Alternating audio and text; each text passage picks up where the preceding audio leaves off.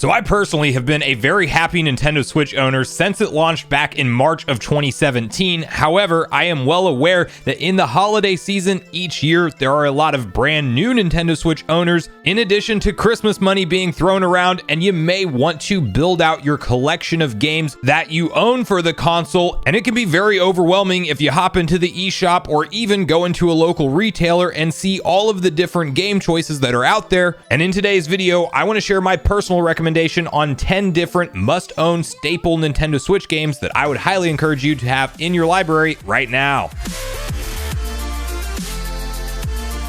What's up, Nation? If it's your first time on the channel, make sure you join Sunbro Nation by subscribing below. Hit the like button on this video if you enjoy it today, and make sure you turn on your bell notification icon so you're kept up to date with all the newest gaming news. As I mentioned, guys, today we are discussing 10 must-own Nintendo Switch games, and we have to dive straight into this list. It is in no particular order, but we are going to kick it off with a launch game that actually helped propel the system to the success that it is seeing today at 114 plus total million units. And yes, we are talking The Legend of Zelda Breath of the Wild. We are fastly approaching the sequel to this game known as Tears of the Kingdom, out in May of 2023, and this took everything that Zelda fans know and love about the formula and meshed it into a open world environment with some fantastic storytelling all throughout. Tons of core gameplay mechanics changed in this thing for the better, in my opinion. Upgrading health and stamina alike became based on finding all of the shrines throughout the land and completing the puzzles or trials alongside.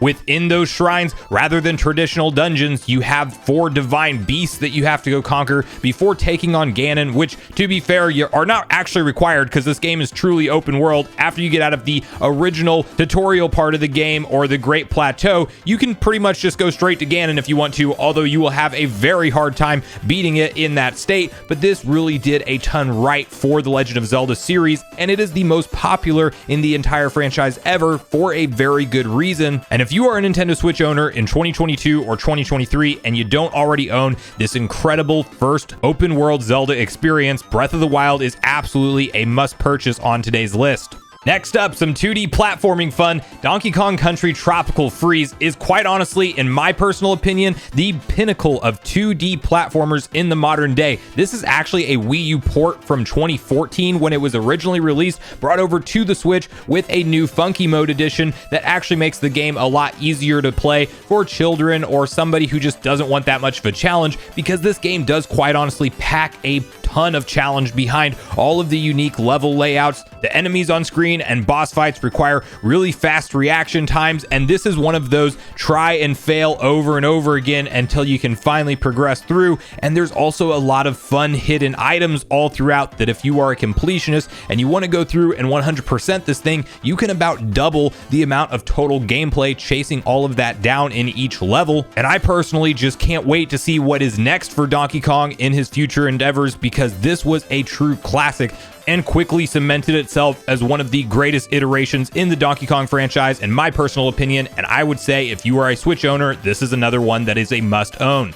When you talk about 3D platformers instead of 2D, Super Mario Odyssey is probably the best 3D platformer maybe ever created, but definitely on the Nintendo Switch. And of course, if you've played a 3D Mario game in the past, you know loosely what to expect with this game, but everything just feels and plays better in the newest iteration of the 3D Mario franchise, which is Odyssey, based in like real world locations. Mario is in New Donk City at one point, which is legitimately a regular modern city with like regular humans walking around. It's kind of crazy. They had a ton of unique levels with really cool designs and layouts, fantastic platforming and gameplay throughout, and some top-notch, excellent boss fights. This is a little bit more accessible for, I would say, anybody at any age in the family to play. Very young children may have a hard time grasping it, but past that, anyone can pick up and play Mario Odyssey and have a ton of fun. And you can even have somebody play as Cappy with the second controller and independently control Mario's cap as kind of a casual, laid-back co-op type of fun experience. So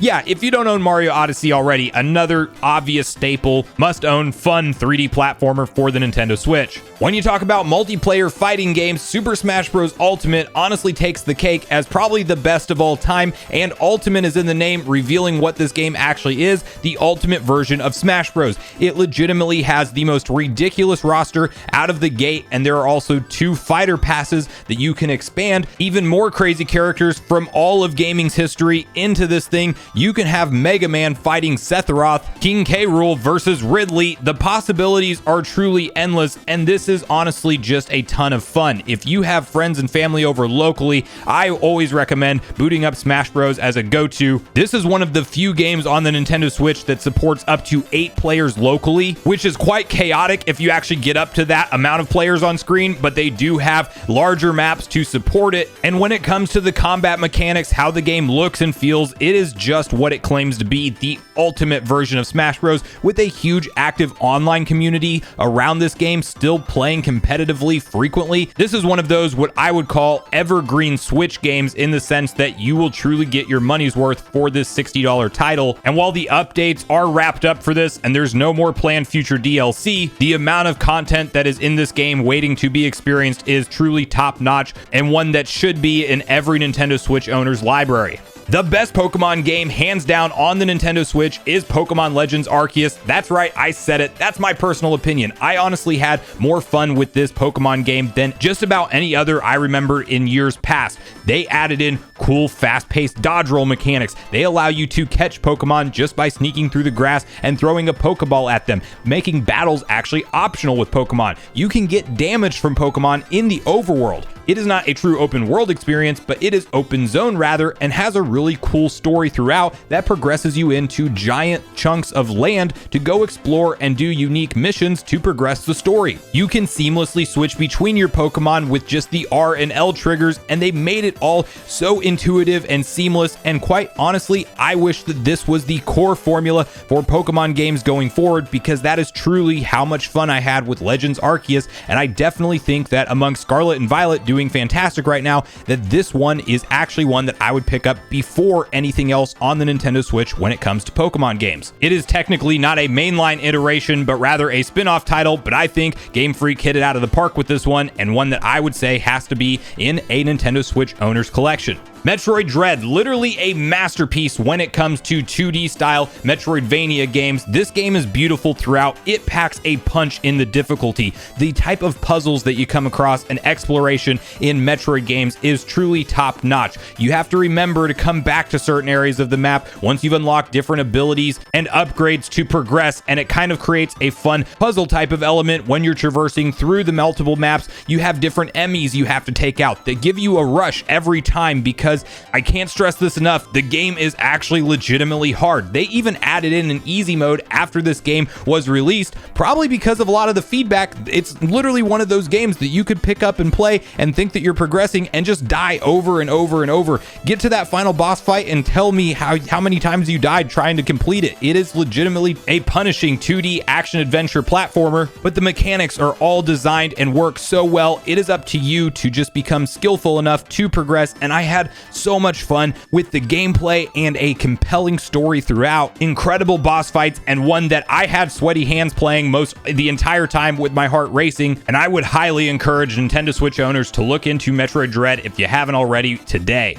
A game that most every Switch owner already has in their library is Mario Kart 8 Deluxe, but for good reason. Once upon a time, I was telling people to stop buying this game because it keeps selling so well that Nintendo doesn't even ever have to do a sequel. This was another 2014 Wii U title that got ported over to the Switch with all of its DLC as this Deluxe edition, and Nintendo just keeps going with it. The crazy thing is I've stopped calling for people to not buy it, because Nintendo actually decided, with all of the continued momentum around the game, that they would come out with the Booster Course Pass DLC waves, and that means we actually still have 3 more additional waves, all with new courses each time to be added in. They are doubling the amount of tracks in this game from the original base, launching with 48 on the Deluxe Edition. We are getting another 48 total tracks, and we are halfway through all of those waves right now, with 2023 promising to launch 3 more to finish out the content for this. So yes, Mario Kart 8 Deluxe is here to stay. It is a ton of fun. You can play online against your friends and other random players all across the world. It's Mario Kart at its finest, and a staple must-own game for every Switch gamer.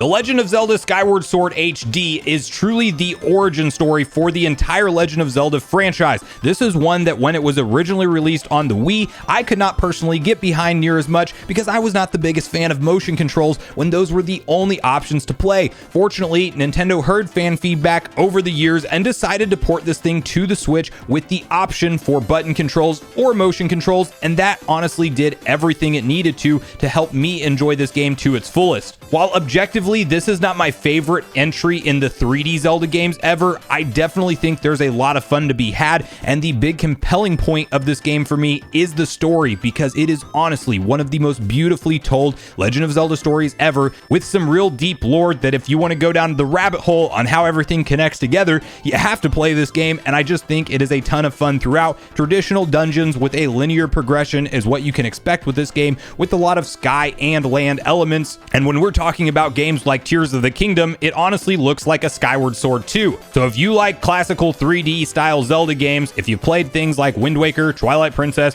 or Ocarina of Time, or even Majora's Mask, this follows a very similar formula to those, and I definitely think that with the option of how you want to play being motion or button based, this is the perfect iteration to experience the Legend of Zelda origin story in Skyward Sword HD. I guess we'll say the second best Pokemon game on the platform today is Pokemon Scarlet and Violet. You can get either version of the game. They're essentially the same thing, but of course you get version exclusive Pokemon. One is focused more in the past, one is focused more in the future, and I personally have been playing through Violet, and while these games still do today have a lot of performance issues and bugs that you will come across, leading to some very funny videos online, to be fair, they are also the first true open world Pokemon experience, and Game Freak did a ton right with these games as far as adding in new core mechanics to help you enjoy them more. It is so cool to honestly be dropped into a giant open landscape that you get to decide where to go. Yes, you can get into dangerous situations going in paths that you shouldn't be at yet when your Pokemon are all level 10 or 20 and you're going against 40 and 50 level Pokemon. That does happen in this game.